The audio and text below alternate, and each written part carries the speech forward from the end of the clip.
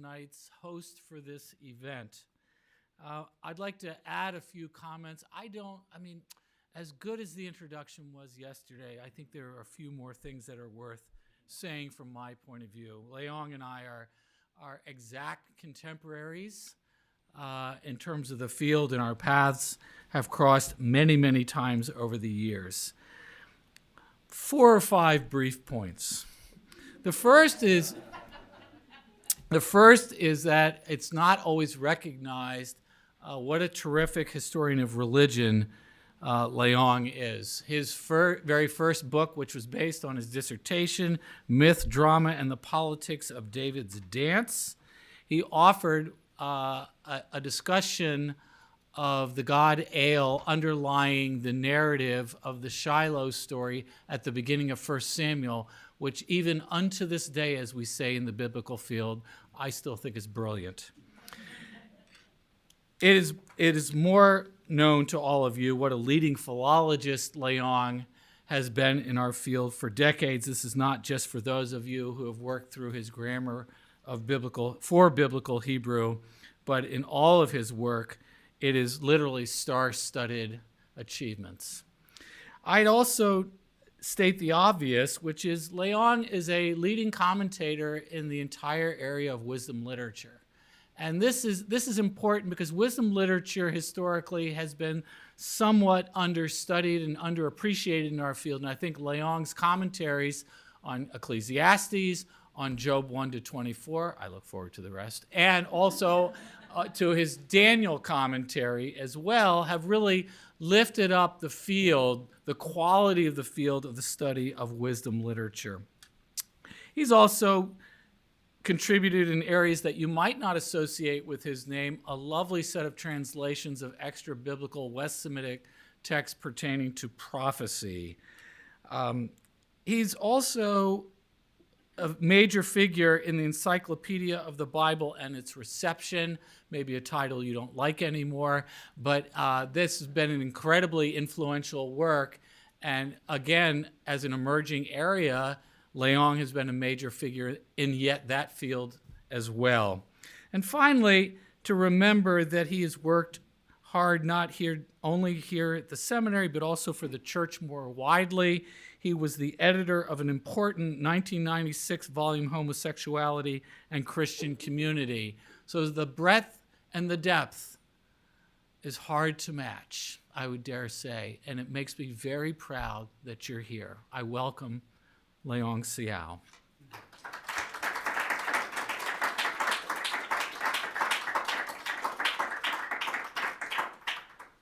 Thank you, Mark. Thank you for your kind words. So, yesterday we considered the initial movement of Yahweh's discourse on Etzah, a term suggesting wisdom, purpose, and plan. All these nuances of the term are pertinent, for the speech opens with building construction as a metaphor for creation. This is a familiar metaphor in Mesopotamian literature, attested as early as the accounts of Gudea's construction of a temple in Gyesu, near the city of Lagash, near the end of the 3rd millennium BCE. According to the poetic version, on 2 large clay cylinders, Gudea, endowed with intelligence, received a plan to build a temple, which represents the cosmic mountain, with its roots in the depths of the netherworld and its top touching the heavens. The completed temple was a spectacle of the verdant earth. The purpose of this project is laid out in the preamble of the cylinder.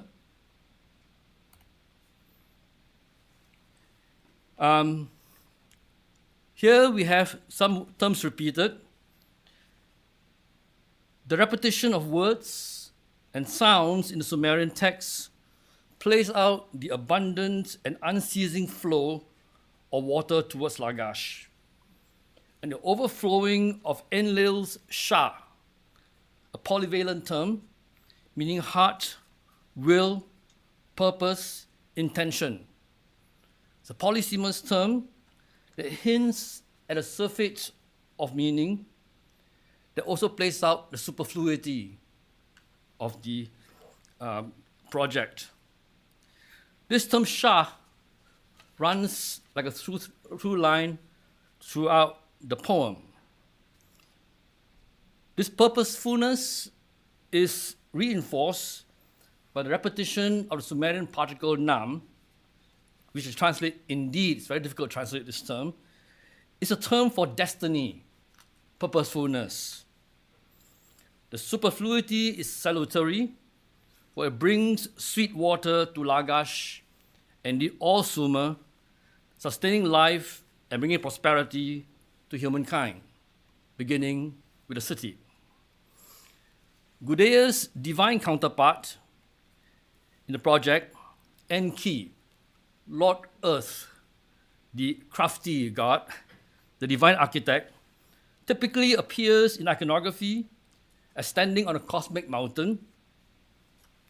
Emanating from him are streams of flowing water, with fish swimming upstream towards him.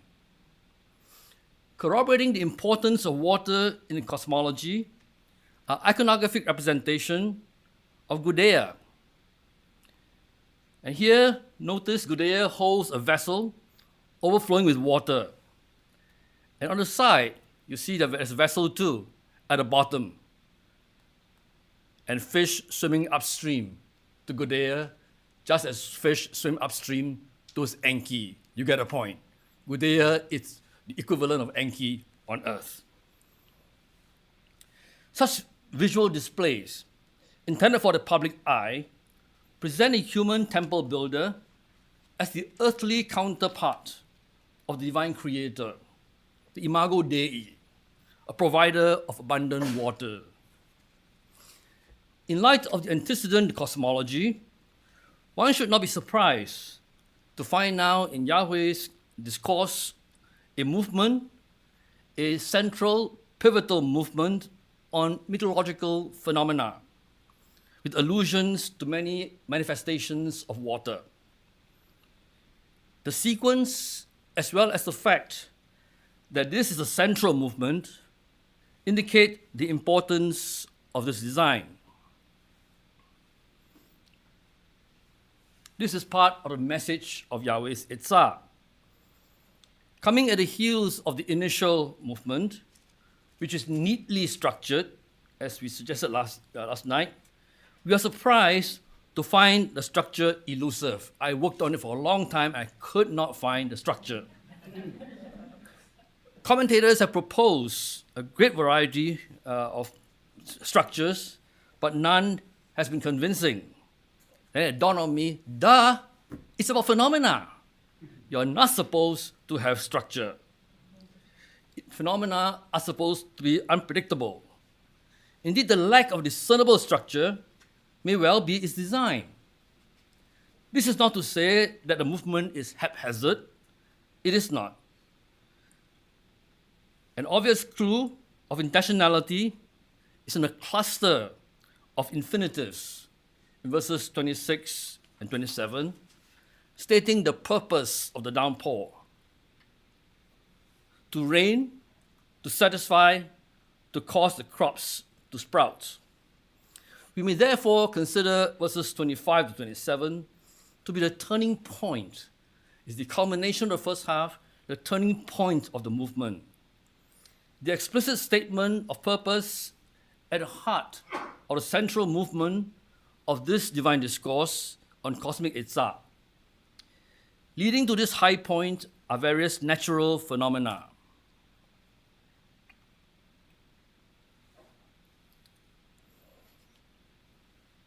Beginning with light and darkness, which, following the movement on the creation of the earth, verses 4 to 18, recall the differentiation of light and darkness in Genesis 1, 3 to 5.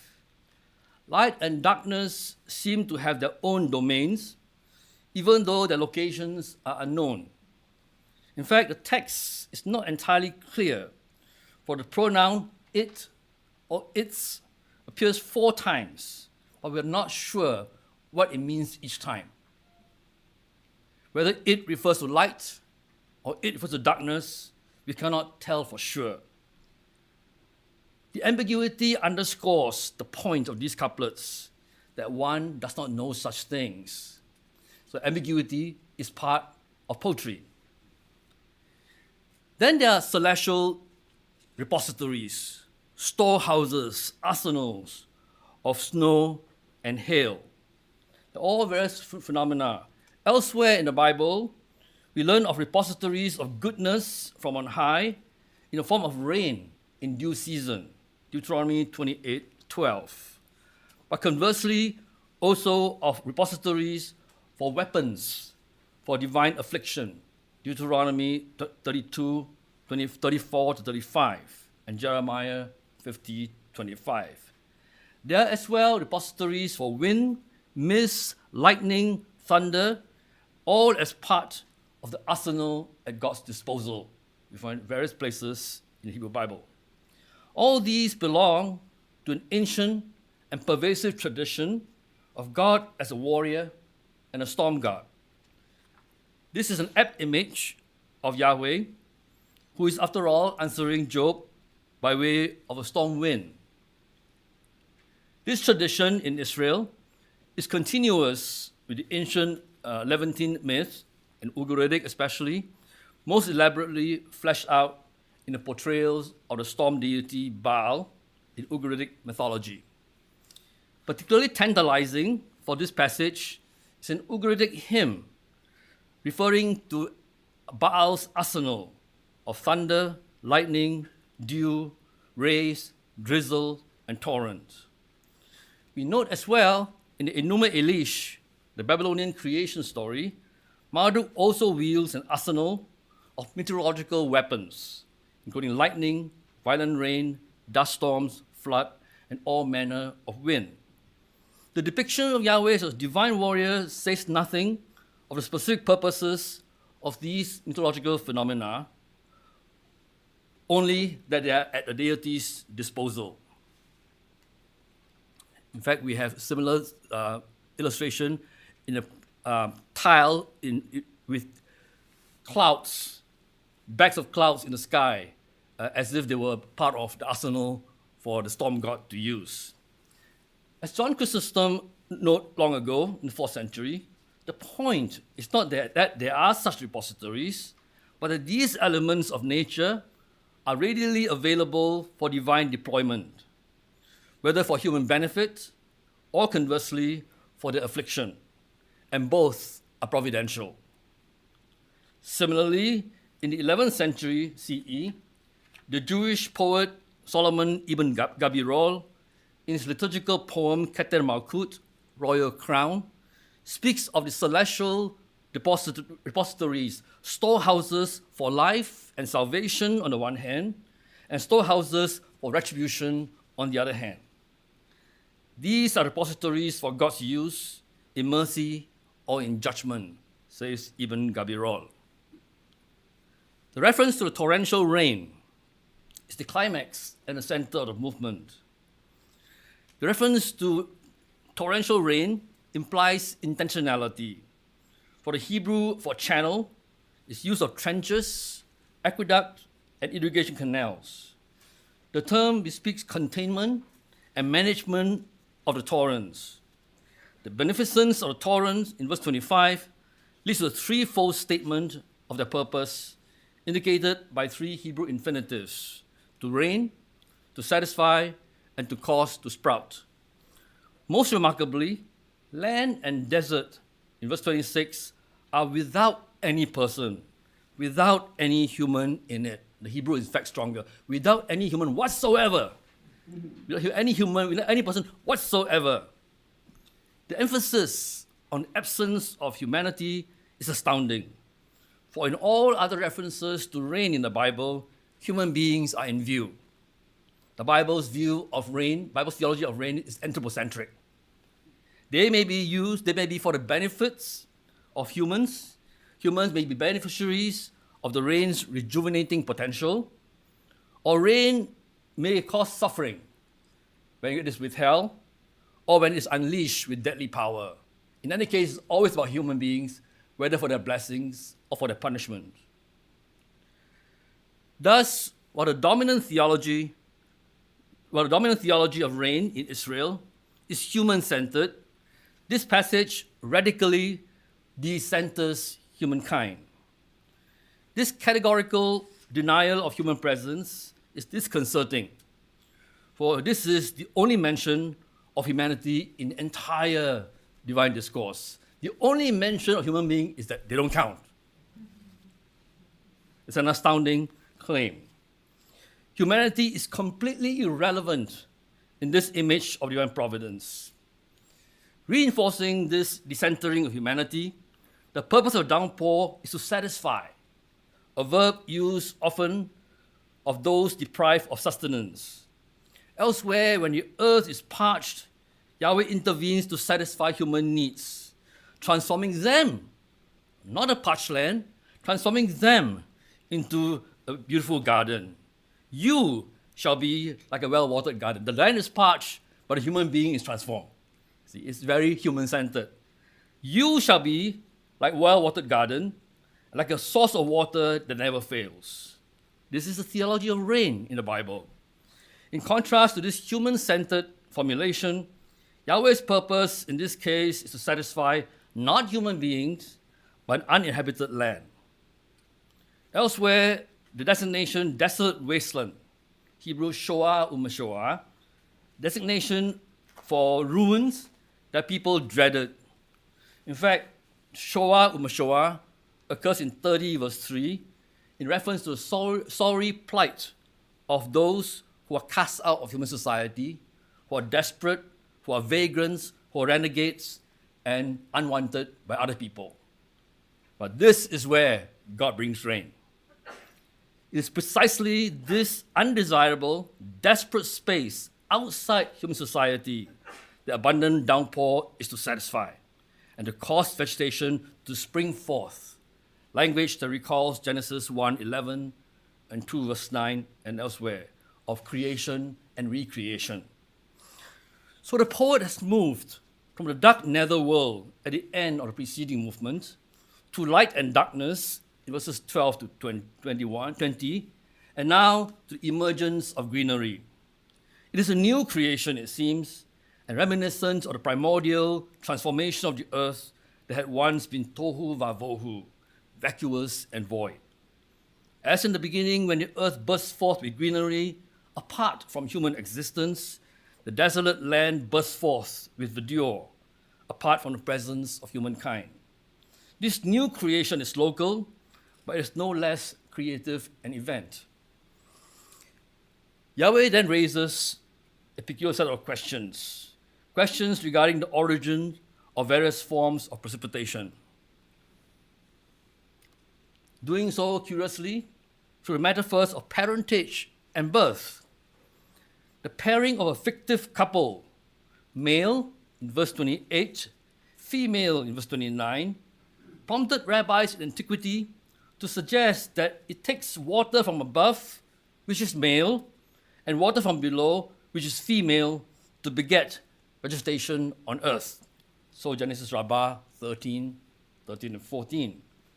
Other interpreters imagine raindrops and dew penetrating the ground like the male seed, which impregnates the womb of the earth. Modern scholars cannot resist speculating that we have here a vestige of a lost myth. But there's no evidence for such a myth anywhere in the ancient Near East. But if there is no tradition of the parentage and birth of precipitation, why invoke these metaphors?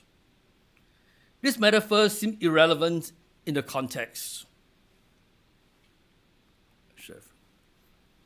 They seem irrelevant in the context, but irrelevance is precisely the point. In Ugaritic, we do have a reference to a daughter of Baal called Dewi, Talai, daughter of rain. Another daughter named Pidrai, daughter of light or of lightning. Still, these epithets do not suffice to support speculation about a prior myth. But if there is no tradition of parentage and the birth of precipitation, why invoke this metaphor? The metaphor of parentage and birth seems irrelevant, but that is the point. Just, right, they have no connections to the tradition or storm deity as bringer of rain. And yet irrelevance precisely the message. Just as downpour on earth is not about humanity or animate life, so too the origin of precipitation has nothing to do with the genesis of human life. As Gregory Weil has observed, the point is not that these precipitations have no parents, because Yahweh is their true parent. That's too obvious a point. After all, there's hardly any doubt that Yahweh is their source. Rather, what the poet rejects is the human analog of procreation. The rejection is consistent with the decentering of humanity in the immediate context. Job has used the image of parent and birthing to depict human existence. He's done so repeatedly. And so now Yahweh dismisses human procreation as an analog. Indeed, coming right after the deliberate decentering of humanity, this rhetorical denial poetically reinforces the dismissal of humanity from birth. To the poet, all forms of moisture on earth come about as phenomena beyond the ken of mortals, as a transformation of water into ice. Reinforcing this claim, the poet turns to the heavens, beginning with the stars, which are beyond the realm of human existence, but somehow these stars exert their influence on earth, particularly in bringing rainfall. This view of the place of the stars we find in the prophetic doxology in Amos 5, verse 8, that extols Yahweh as, quote, the one who created Pleiades and Orion, who turns darkness into morning and darkens the day into night, who summons the waters of the sea so that he may pour them out to the earth. Amos 5, verse 8. In this text, bands and bonds of the constellations, in verse 31, recall ubiquitous references in Mesopotamia to network of invisible cosmic bonds. So the folks in the ancient Near East view the heavens as held together by a whole network of strings and ropes and ties, all kept in place, you see. They're kept in place and yet not static. So this bonds, that's what it's talking about. But the text also mentions, and so this has nothing to do with Orion's belt, as you read in NIV. It just means their astounding view that the stars can be held in place. But in addition to the Pleiades and Orion, we have the Aldebaran, which together with the stars of the Hyades follow the Pleiades and Orion. According to the Enuma Elish, Marduk, after defeating the chaos monster Tiamat, set up stations for the heavenly hosts, meaning the stars that represent the various deities in the divine council. And he established their patterns and determined their calendrical groupings, 3 stars each for each of the 12 months. This echoes the Mesopotamian mythology. So the heavens are comprising of 3 stars each, which record the months of the heliacal risings according to groupings of 3 fixed constellations for each month of the year. Particularly important are astronomical series known as Enuma Anu Enlil, EAE, which survives in several Akkadian versions. It's organized into 3 sections, the third section having to bring fog, lightning, thunder, rain, rainbow, and so forth. According to astronomers, the stars travel on 3 paths, visible in the northern hemisphere, at the equator, and in the southern hemisphere. In another astronomical compendium, Mul Apin, the Pleiades, Orion, and the Hyades are grouped together in a path seen from the equator in the context of the coming of thunderstorms. The appearance of this grouping of the stars at the equator marks the vernal equinox and the rainy season in Babylon, coinciding with Akitu festival in spring. All these suggest that the three stars named in 31 and 32 have to do with the coming of spring rain, which in Syria, Palestine, coincides with the melting of snow. It's not accident, therefore, that verses 31 and 32 follow the couplet concerning the concealing of water during the winter freeze, verse 30. Despite the unpredictability of the weather, there's a mysterious design, it seems, in the appearance of celestial phenomena. They are in accordance with the laws of heaven, verse 33a. The laws of heaven is a locution for the regulations governing the functionings of the cosmos, which determine the fluctuation of precipitation on Earth. In fact, we read of one such celestial rule in 28 verse 26, a stipulation for rain, which has to do with the path of a thunderstorm. The parallel Hebrew term mishtaro, its order, has its conceptual analog in the Akkadian expression for celestial writings, an idiom for the stars. So the Mesopotamians saw the sky as a beautiful script. The whole sky is an agenda. It's a beautiful celestial script, not written by human beings, but by the gods. So human beings do not know the celestial script, and yet they scream. Can you shout to the rain clouds? They scream for the clouds to bring abundant water to cover them. Some translations render the first line, can you lift up your voice? So NIV, which is accurate enough, though it suggests prayer, which is never the term, never used in that sense. This Hebrew expression does not suggest prayer. It's always a scream of panic and desperation. Something comical about human beings screaming at the skies to do what it wants. So it's a comical effect, as if the loud demands of humans might somehow affect the distant clouds. Moreover, cover is not a verb we expect for the salutary presence of abundant rain. The term suggests complete coverage, the filling of the earth and the knowledge of divine glory as waters cover all the sea, Isaiah 11:9 and Habakkuk 2:14. Most often, the covering of water is destructive. The dual potential of abundant water, either for good or for ill, underscores inability of humans to control such natural phenomena. Contrary to what humans intend, the outcome of the desired abundance of water may be death rather than life. Humans are not in control of the weather. Equally preposterous is the image of human beings summoning nature to do their bidding.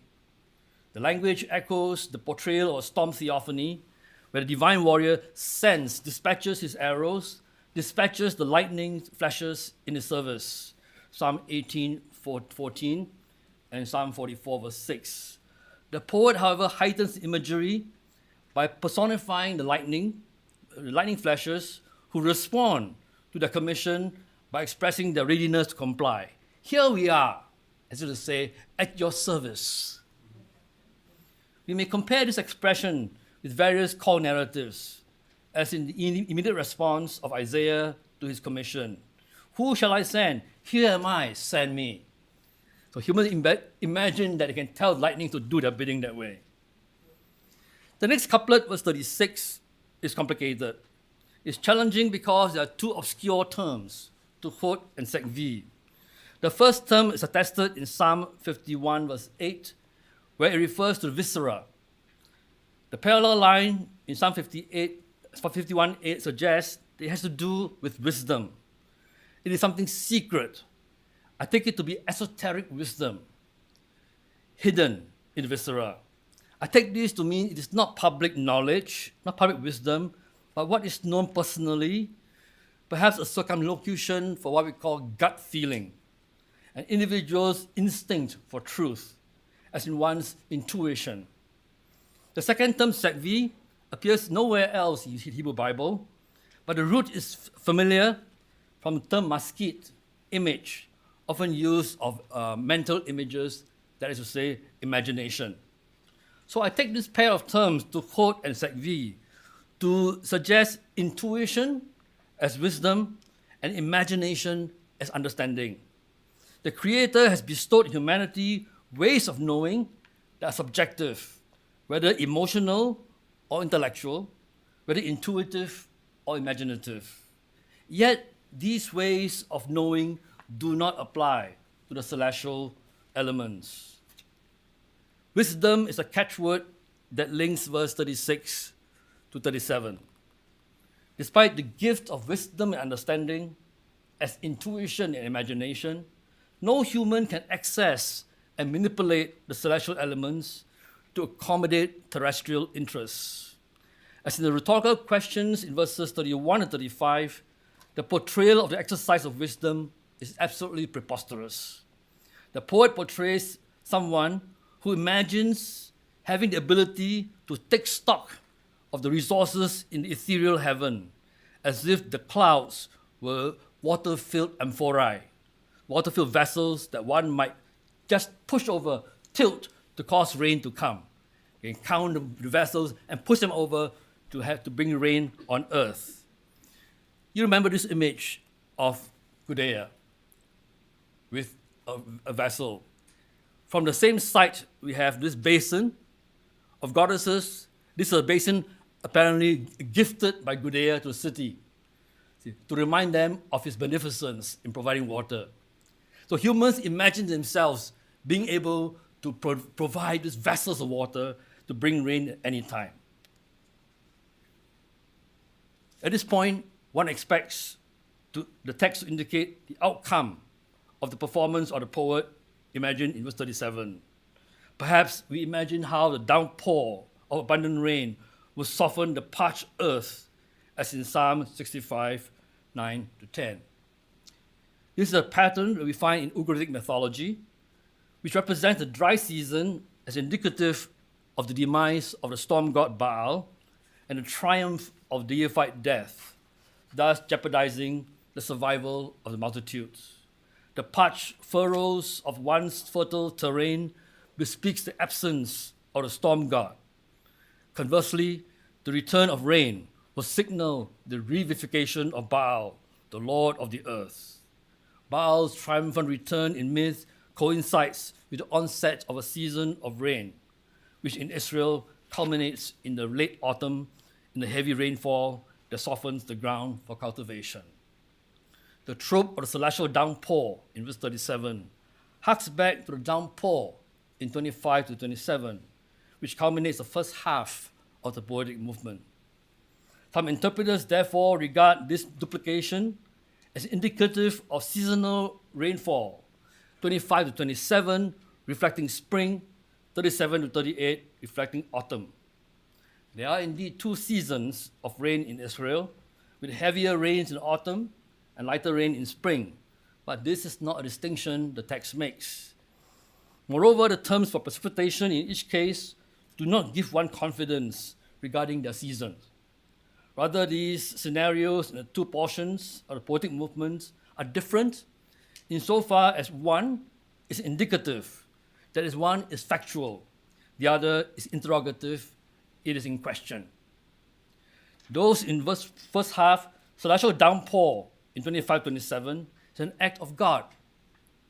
The downpour in 34-38 is a questionable human aspiration.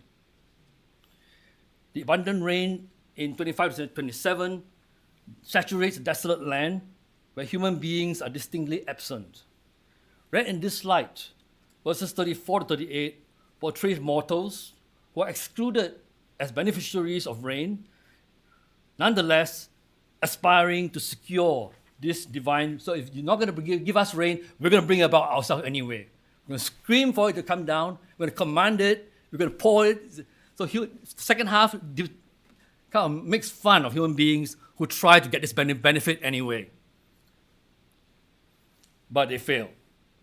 Indeed, a solid mess, in verse 38, solid mess in verse 38 makes this point. The Hebrew text in verse 38 furnishes a linguistic clue of the connection, for it begins with infinitive, seket, thus echoing the infinitives in 26 to 27. Unlike the earlier infinitives, which states the purpose of the rainfall, the infinitive here does not indicate purpose. Rather, it alludes only to the temporal context, when, which I take to mean the condition of the earth that prompts the fantasy in the preceding verse, the desired outcome of which is the reversal of the dire condition. Some optimistic commentators imagine such a hopeful reversal, even if only implicitly, assuming the question in verse 37 implies that God alone is wise enough to bring the downpour. But that's not what the text says. The first of the couplets in verse 38 speaks of afar, dirt, and dust, a term appearing elsewhere in reference to human temporality. There's no outpour to soften the ground. Rather, the outpouring is like that of molten liquid, which results in dirt being solidly cast. You can't soften it. Neither does the text hint at a possible transformation of this extraordinary hardness, for it refers to clods, which are associated elsewhere in the book with death and burial being stuck together. The clods stuck together in 21:33. In contrast to the desolate wasteland in verse 27, which downpour from heaven satisfies, there is no satisfaction in this case, no emergence of vegetation. The poetic movement then ends with afar, dust and dirt, a symbol of humanity being solidly cast, and the clods are stuck. Full stop. At the heart of this movement of the discourse is Yahweh's Itzah. In its alarming claim, the divine provision of revivifying rain is not for the benefit of humankind. The assertion subverts the human-centeredness of Israelite religion, as well as antecedent and analogous traditions from Sumer in the east to Ugarit in the west. Nevertheless, interpreters have often resisted the implication of such a blatant exclusion of humanity from providence. How can it be that God will bring rain on a place where there's no human being whatsoever? So John Chrysostom suggests that the intent of the passage is not to exclude, but to include. The point is that God reaches everywhere. That's not what the text says. Julian of Clanham. The text implies that God cares not for humans alone, but also for wild animals. Not what the text says. Ramban, the provision of uninhabited land implies sustenance of the unmentioned wildlife, which further suggests providence for humankind. It's always about us. Joseph Cara, if God blesses even the wasteland, how much more would God bless those who are made in the divine image? Or Moses Al-Sheikh, the deprivation of inhabited places to provoke remorse and to drive people to turn to God. Aquinas, the lack of human presence suggests human mismanagement of the land, and so God took charge instead to ensure the growth of vegetation for the adornment of the earth and for the feeding of animals. And I've got a repeat of Al-Sheikh. Okay. So driving all of these explanations is a conviction that God is just, whereas the blatant exclusion of humanity from the bounty of rain is unseemly for God, who is supposed to be good. How can a good God bring water on uninhabited land? So this essay, Essays on Man by Alexander Pope, expiate free over all the sin of man, a mighty maze, but not without a plan, a wild where weeds and flowers promiscuous shoot, or gardens tempting with forbidden fruit. So the world seems like it's without a plan, but there is. Then say not man's imperfect, heaven's in fault. Say rather, man's as perfect as he ought, his knowledge measured to his state and place, his time a moment, and a point his space. All nature is but art, unknown to thee, all chance direction which thou canst not see, all discord, harmony not understood, all partial evil, universal good. And in spite of pride, in erring reason's spite, one truth is clear, whatever is right. You get this optimistic view following Leibniz. So commentators all felt the world is not perfect, but it's as perfect as it ought to be. Then it all changed. 2 decades later, the Lisbon earthquake struck. Right? Lisbon earthquake struck, vast devastation of Lisbon. That has forever changed the interpretation of Job. Prior to Lisbon earthquake, all interpretation of Job are theodic. All interpretation of Job insists that it's about the justice of God. After Lisbon earthquake, folks were chastened. Not so easy then to defend the justice of God. All the more so during the Holocaust. The Holocaust made it difficult to read Job as a simple defense of God. So Matiti Yahud Tzvat, who escaped Germany and moved to the United States, wrote an essay in which he argues that the text does not say rain falls partly on uninhabited land and partly on inhabited land. It's like all these apologists try to do.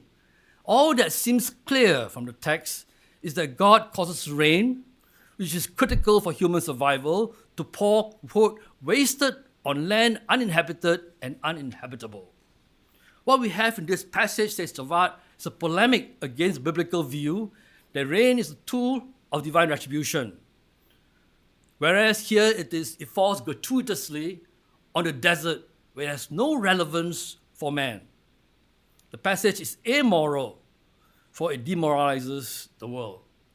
This view is an amoral view, says Tzvat. My response, I think Tzvat's approach is shockingly anthropocentric. He defines morality in terms of what relevance for humanity.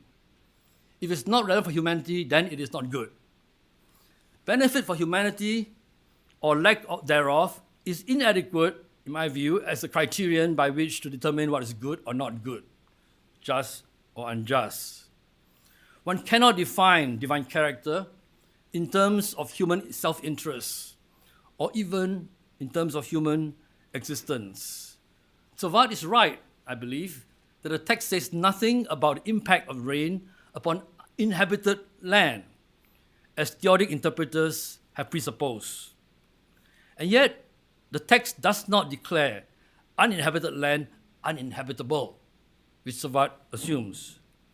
What humans deem uninhabitable may, by divine intention, become habitable after all. What is desolate and of no apparent value to human beings may yet burst forth with verdure. Another Jewish interpreter, Amos Hacham, says the text offers a more expansive view of the purpose of creation than in other biblical traditions. Here we have a theology that does not revolve around humanity. I think this is more to the point. But I find particularly helpful the view of Gutierrez. Gutierrez argues that divine justice is meaningful precisely for its gratuitousness, which is the hinge on which the world turns. So Gutierrez sees this reference to the gratuitousness of God's bestowal of benefit as evidence of divine justice. I think this is helpful. I would make this point.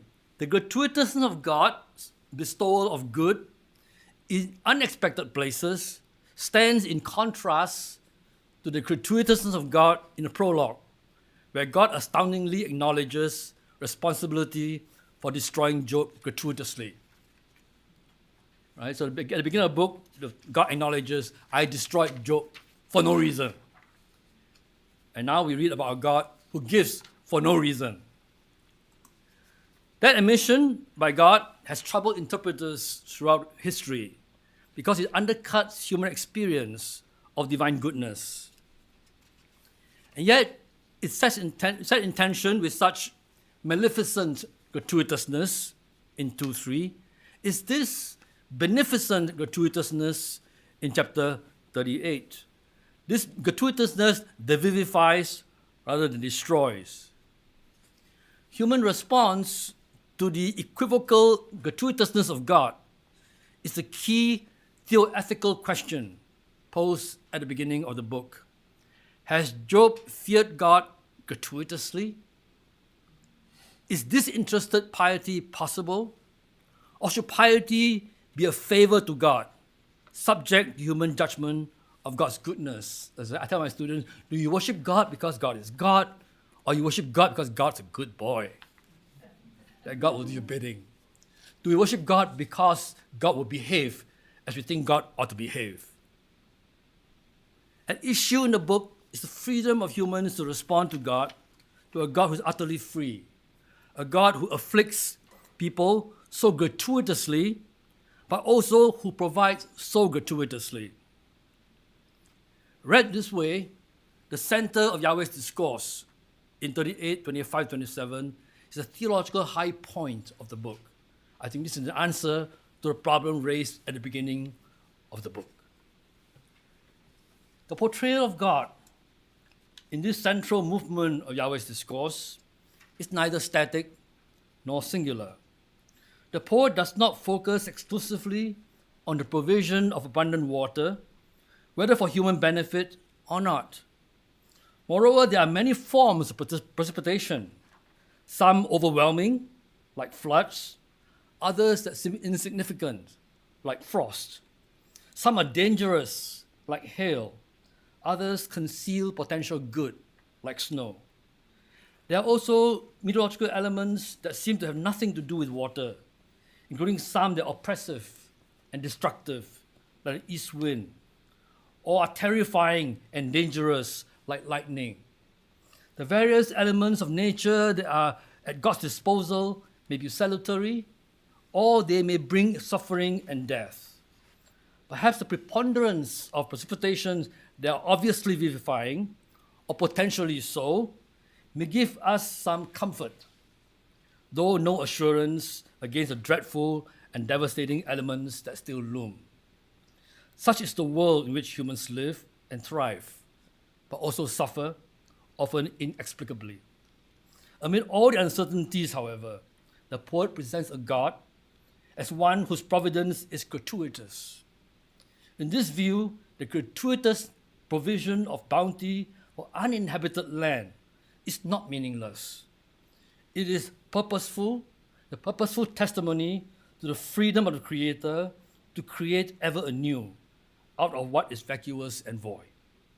Indeed, as in the beginning, in Genesis 1, 11 and 12, the existence of a green environment is in and of itself, even without humanity, good. Thank you.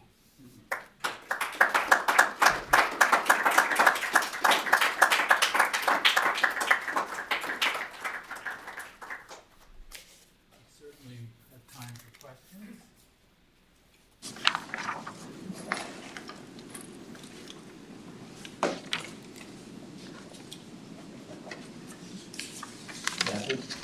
Thank you, Leon. You've given me so much theologically to think about. I'm thinking about all of our friends and retired colleagues in Western North Carolina, trying to figure out what in the world that hurricane was about, just for people we know. And I'm thinking about talks that Nate Stuckey from the Farmanary has been giving at Nassau Church the past few weeks, emphasizing that humanity is not at the center, and just taking text and saying, look, it's the earth, it's nature that's at the center. But then I had a little question unrelated to all of that. When you were talking about the stars, the word equator showed up. And I imagine the equator is something that we know about because we think the earth is a ball or round. And my geography isn't too good, but it seems like that these Mesopotamian people were kind of north of what we would think of. So what are they thinking about when they're talking about what's going on with the stars in relation to the idea of an I equator? do not know exact latitude of Mesopotamia, but I think they're close to the equator. Yeah, I think so. Yeah, I think it's close to the equator. Yeah, I mean, they were. No. It is equator. I think. Yeah, I believe. Yeah, same as Singapore, close to the equator. Yeah, it's really quite amazing. The astronomy. I worked on this passage just before I left Princeton, and it took me a while. It's incredibly complex and really quite brilliant. I mean, I had to use a calculator to figure out what they're saying, but very sophisticated stuff. And at first I was just puzzled, why in the middle of this speech suddenly it's all about stars? But it makes sense. It's about rain. See? And for human beings, all of it is about rain and all of it is about us. But what if it's not about us? So this passage is one of the most troubling in the book of Job, but I think it's one of the most promising theologically. The gratuitousness of God's providence.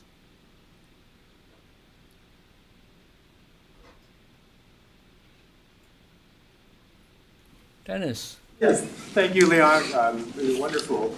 The statement that's at the bottom of the current slide, that the center of the divine discourse is the theological high point of the book. Could you just say a bit more what leads you to the conclusion this is the center of the discourse in terms of literary shape? Yeah. And how also it's a theological high point of the book. Yeah. That's a big claim, and I just flesh that out a bit more. Yeah. I'm just being contrary. No, just in terms of structure, it's almost smack in the center of the entire speech. It's almost at the center, and it's precisely there. There's no human being and so forth. And the point is just so poignant, So I think that it's not being the center. It's teaching us something theological, and it does address this problem of gratuitousness. So I just make that claim, partly inspired by Gutierrez reading. Yeah. And in some way it answers the initial question. Right. Joe. That's what. The Hinam recurs in the book, right? Does Job fear God for naught, and so forth? And here you have this. So I speak this part. For me, it's very satisfying to say this most troublesome part is in fact the most interesting part of the entire story. Yeah. That's what I love to do in exegesis. Highlight where it's, and you don't find a similar. I do not find a more exalted claim in following this passage. Yeah. So it's the subject matter. Yes. Yeah. And it's almost right in the center. I tried to count the verses. It's almost right in the middle of the entire thing. Right? So the whole first speech is all about human beings not being the center of the cosmos, like Genesis 2 and 3. Right? And then Genesis, the next speech is going to be human beings not at the apex of creation, like Genesis 1. So both speeches undercut the place of humanity. Because if we suffer, it must be God's fault. God has not taken us seriously. And both God's speeches challenge our anthropology. I think theological anthropology is a key term. The Psalm 8 and so forth recurs in the book of Job. They're constantly wrestling with what it means to be image of God. And we'll come back to that tomorrow morning. Tomorrow afternoon. Yeah, the Imago Dei. 4 or 7, or both. Right. Yeah. Yeah. Does that answer your question, Dennis? Yeah. It's not very common that we'll have a lecture. Who knew that Gudea would anticipate Gutierrez?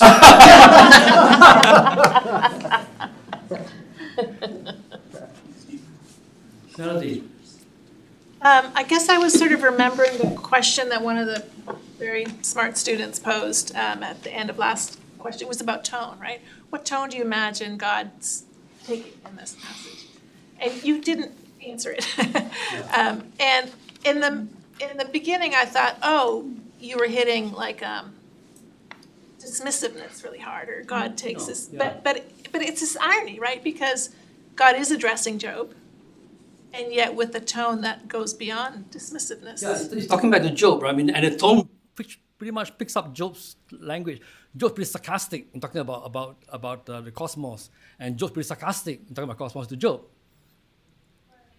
Yeah. But yet is worthy of an address. Yeah. I think God takes Job very seriously.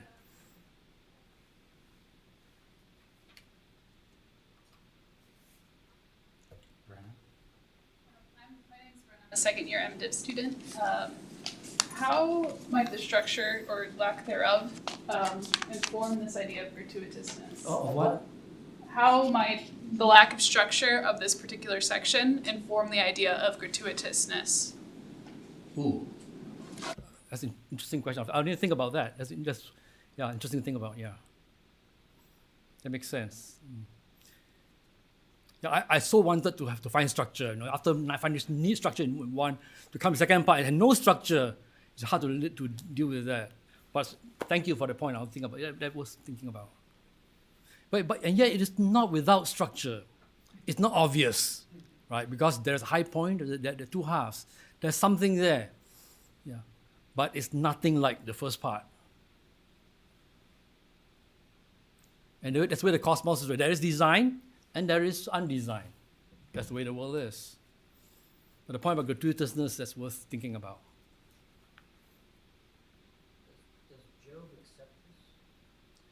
That will come in. That will come in lecture 5. Lecture 5 is one reason I try to squeeze in the last 2 passages is because I need to address this question of what Job does with it.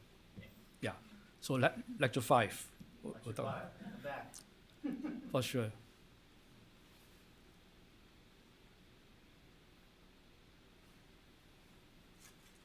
Any other questions? Yes, please, in the back. My name is Ong, third year MDiv, but I'm not into biblical study, but I was very fascinated by your explanation about does ring have a parent? And I'm wondering, can you find in your scholarly work, can you find anywhere from Job that talks about ring? I research it all over the world. Hawaii, Pacific world, Latin America. So there are some cultures that have this, but nothing in ancient Near East. Yeah, that's how in Pacific Island, in South America, various places, but not in ancient Near East that I'm aware of.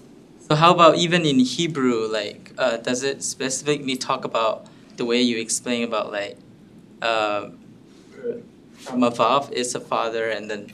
No, I don't think that's in the text. I mean, folks just cannot resist, male and female, it must have to do with sex. But it's just not in the text. Yeah. There's also some Egyptian material, but they're not pertinent. I can find. Yeah. Kanda. I'm just kind of curious, and maybe you addressed this last night, but do you do anything to connect the I guess it's a Latin connection between gratuitousness and grace? Yeah. So I think Gutierrez used gratuitousness once, and then he used grace.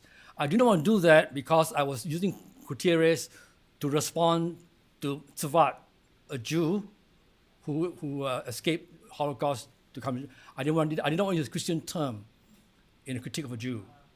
So I was careful not to use that term. Gutierrez used it once, and I'm not going to go there because it's... So Gutierrez allowed me then to talk about Hinam in chapter 1, and chapter 1, 2 verse 3. Yeah. I think it also avoids the problem that when many people use the word grace, they think of it as very directed. Right.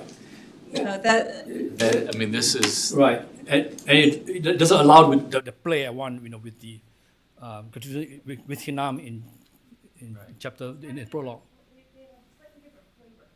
You know, Yeah. Which is interesting. I was really, I agonized over it because here we have this major Jewish scholar who escaped the Holocaust, and I was very, very reluctant to engage, which is why I look at other Jewish scholars and so forth. But in the end, I just thought I had to engage. Respectfully, I hope, but I had to engage. But I did not want to do it with Christian theology. Yes, please, in the back. Thank you very much, sir, for your wonderful explanation and insight on the book of Job. But my question is there any difference in interest or conflict of interest in the prologue passages talking about the court section in chapter 1 and chapter 2 and why Job needed to suffer, and God's response in chapter 38 downward? I'm not sure I understand the question. Okay, what I'm saying is that in chapter 1 and chapter 2, we discovered that there was a sort of underlying interest on Job's suffering, or why Job needed to go through the pain and suffering. But in God's response, we see something slightly different from the interest in the prologue. So I'm asking that, is there any conflict of interest between the two passages talking about how it started and where it ended?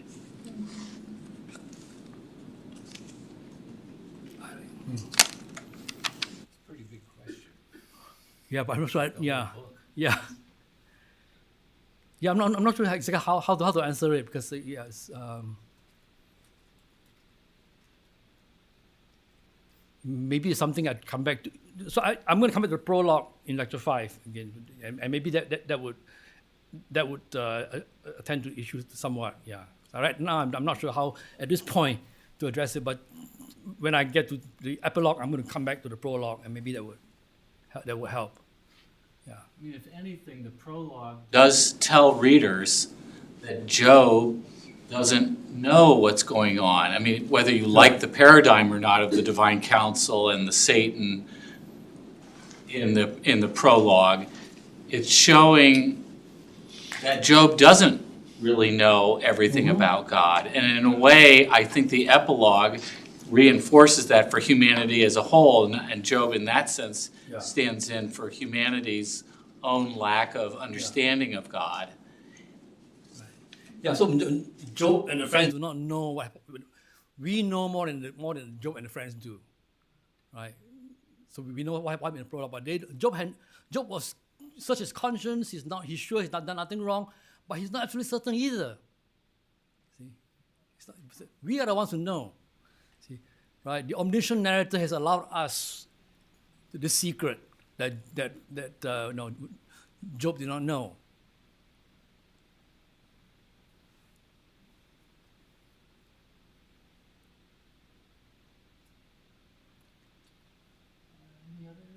Any other takers?